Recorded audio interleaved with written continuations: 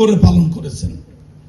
সেই জন্য মানুষ যখনই ভোট দেওয়ার সুযোগ পেয়েছে, বাংলাদেশে অবাধ সুষ্ঠু নিরপেক্ষ নির্বাচন হয়েছে, ঠিক ততবারই বিএনপি জনগণের ভালোবাসায় সিক্ত হয়ে রাষ্ট্রীয় ক্ষমতায় গিয়ে জনগণের সেই প্রত্যাশা পূরণ করেছে।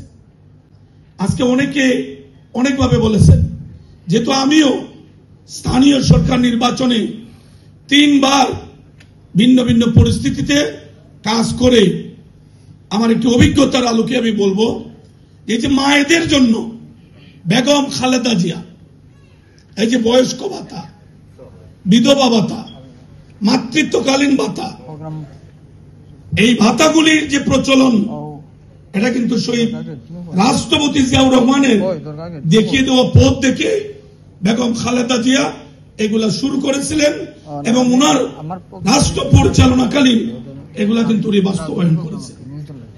আমরা অনেকে বিধবা ভাতার জন্য চেয়ারম্যান, কাউন্সিলর, মেয়র যারা যেভাবে আছেন না কেন, মায়েদের ক্ষেত্রে যে মনোযোগ বিএনপি দিয়েছে, তার আগে অন্য কোন সরকার ঠিক সেইভাবে এটা করতে পারেনি।